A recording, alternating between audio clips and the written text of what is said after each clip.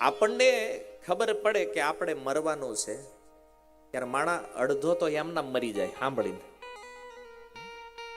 માની લો કોઈને એમ ખબર પડે કે ભાઈ દવાખાને ગયો, રિપોર્ટ કર્યો ને ડોક્ટરે કીધું તમને કેન્સર છે ને હવે તમે 6 મહિના છો અહીંયા. આ સાંભળે ને એટલે અડધો માણા એમના મરી જાય ને. શું કામ ખબર? અજ્ઞાનના કારણે. આજે તમે કેન્સર થી મરો છો અને કેન્સર ન થયું તો નેચરલ મરવાનું છે ને. અહીં કોણ પરમેનન્ટ છે? હિન્દી ભાષી કવિઓ કહે છે કે તેલ ચમેલી ચંદન સાબુન ચાહે લગા લો સેન્ટ જગત મેં કોઈ ન પરમેનન્ટ. આ પરમેનન્ટ કોઈ નથી, આ બધું ભાડાનું છે. પણ ઓલું છે અચાનક આ તો હારું રોગ થાય ને મરવાનું આવે ને એ હારું છે. હું કામ કે હારું ખબર તો પડી કહું 6 મહિના છે. આના જેને ખબર નથી તો એમ નામ જ આટા મારે છે કે આપણે જવાના જ નથી એમ, છે કે નહીં? ઘણી વાર ભક્તોમાં પણ જયારે રોગની ખબર પડે ને તો ભક્તો મોજમાં આવી જાય. અમારે એક ભક્તને ડોક્ટરે કીધું કે તમને કેન્સર છે, નાચવા માંડ્યો હોસ્પિટલમાં.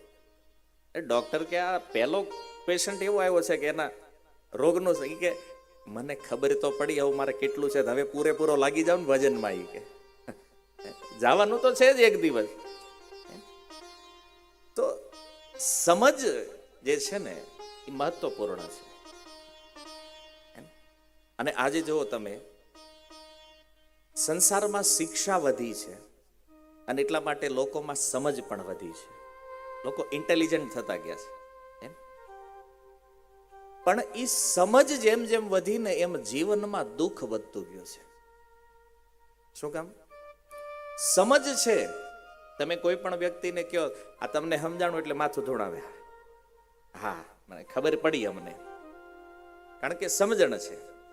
શિક્ષાથી સમજણ વધી છે, પણ જીવન કેમ જીવવું નહીં ભૂલી ગયા છે, એટલે દુઃખી થઈ રહ્યા છે.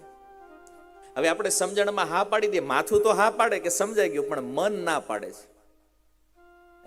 તું ગમે એટલું માથું ધોણાય પણ એ કરવા તો હું ઈ જ નથી દેવાનો તને જે તું ધારે છો. એ કેમ કરવાનું તારે ઈ છે જે હું ધારું છું, એને મન અંદરથી પકડે છે.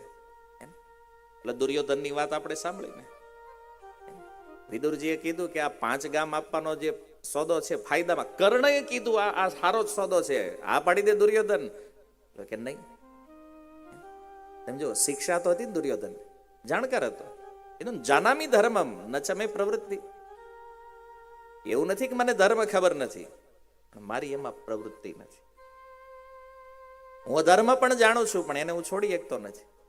વિદુરજીને આશ્ચર્ય થયું, એટલે આટલી બધી ખબર પડે તો મૂકી દે. ના પાડે છે અંદરથી. અને શું છે? સ્વભાવ.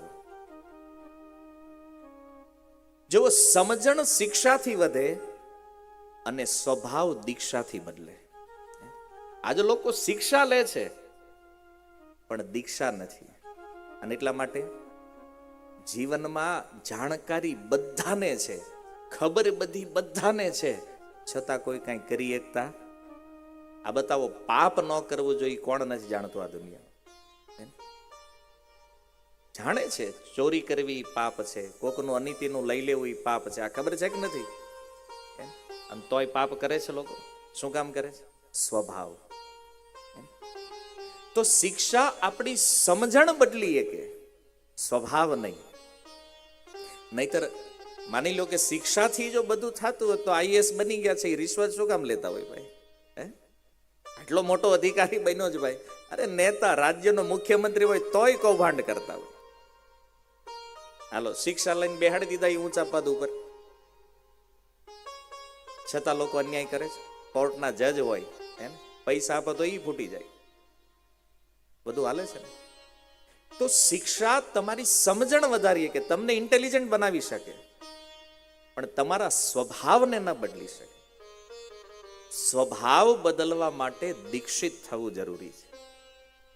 દીક્ષા પ્રાપ્ત થાય ને ત્યારે એના જીવનમાં યુ ટર્ન લાગે. બાકી સમજણની વાત હોય ને તો હું તો માનું છું કે આ દુનિયામાં સમજણ બધાને પૂરેપૂરી છે.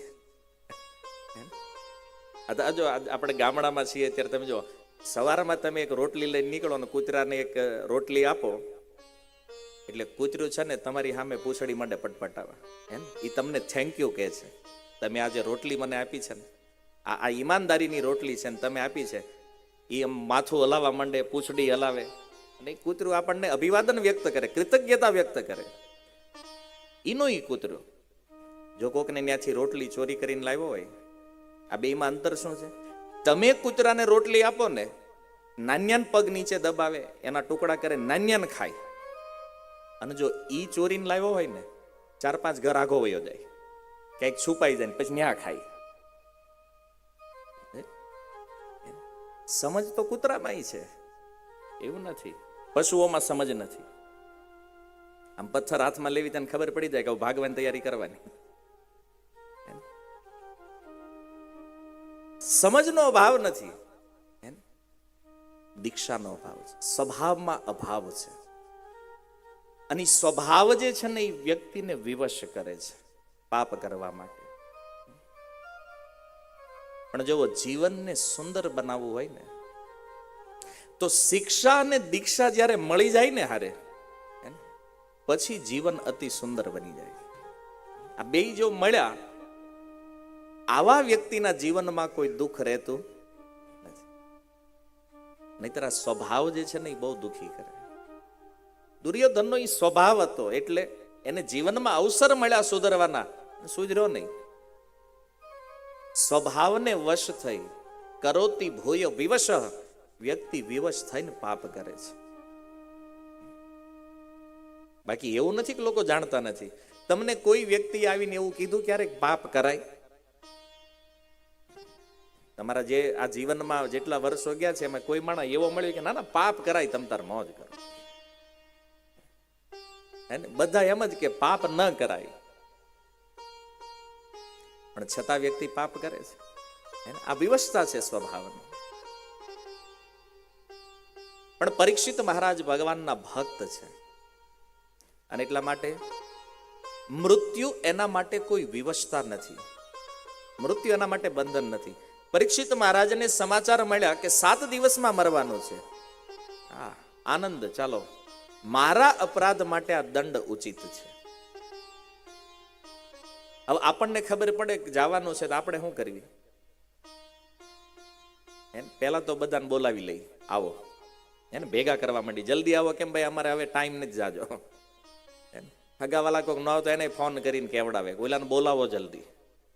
એને વળી પાછો હું વયો જઈશ તો મળવાનું રહી જાય. હવે રહી જાય તો વાંધો એવું જ ભાઈ. પણ જે આસક્તિ સ્વભાવમાં જે છે,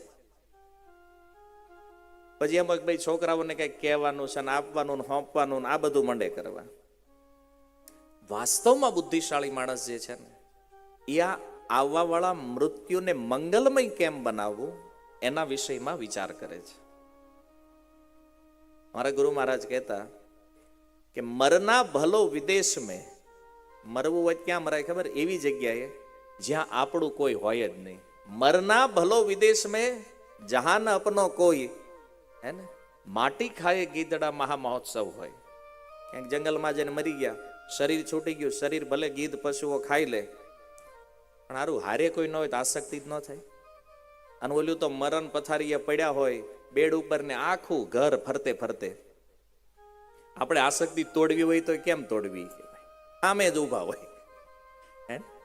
અને પાછા એમાં એકાદ ઘટતા હોય, ભાણિયો નથી કે એને બોલાવો. નથી બોલાવો ભાઈ, ભગવાનનું સ્મરણ કર, જવાનું તો ઈ નહીં કરે. આખું ઘર લાગ્યું હોય કે દાદા રામ બોલો, ઈ કે, હે ને? તાકે ઓલી નાની નથી આવી હજી, એને બોલાવો. અને જો આ ઘરવાળાની આ એક વાત બહુ ખતરનાક છે, હે ને? આખું જીવન કોઈ દી દાદાને સલાહ ન આપી હોય, કાંઈ ન કરે. અને માની લો એને કઈક રોગ આવે ને પછી એમ કે દાદા હવે બીડી બંધ કરી દો. પણ હવે જવાનું શું કામ બંધ કરાવી? ભાઈ પીવા દે ને. આ 70 વરમ બંધ ન થઈ, આ 7 દીમાં શું કરી લેવો બંધ કરીને? ત્યારે કે અમારે ઘણી વાર થાય આવું, કોઈક હોય ત્યારે બોલો પ્રભુજી આવવાનું તમે જાય, એ કે અમારું માનતા નથી, તમે કયો ને દાદા. અને હું હવે શું કઈને ફાયદો જ ભાઈ? ત્યારે કઈ કામના રહ્યા નહીં, હે? નથી બોલવાની શક્તિ, નથી સ્મરણ કરવાની શક્તિ, અને ત્યારે કે આને કંઈક ઉપદેશ આપો, ત્યારે લાગે એ કે હાલો કાંઈ વાંધો નહીં, પણ કમસે કમ એટલું તો કયો કે ભગવાનનું નામ લે. મેં કીધું આજીવન નથી લીધું, અત્યારે લે,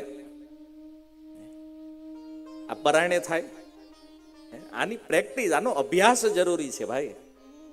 બાકી આખું ઘર મળીને એ મરનારને ફોર્સ કરો ને કે નામ લ્યો, નીકળે જ નહીં. કેમ? તો કે અંદરની પીડા, દુઃખ એટલું હોય ને, ચાહવા છતાં એ ભગવાનનું નામ લઈ શકતો નથી. આ વિવશતા છે મૃત્યુની. આની સમજણ નથી આપણને. અચ્છા, મરતા સમયે ખબર પડી ભગવાનનું નામ લેવાય? જ્યારે જીવનમાં યુવાની હતી, શરીરમાં શક્તિ હતી, ત્યારે સાધુ ને સંતો આવીને કહેતા હતા કે હરિ નામ લ્યો, ત્યારે તો અભિમાનમાં હતા, એમે હું કામ લેવી. પણ આ તો કાળ જ્યારે આક્રમણ કરે ને ત્યારે ખબર પડે છે કે આ ભગવાનનું નામ લેવું જોઈએ.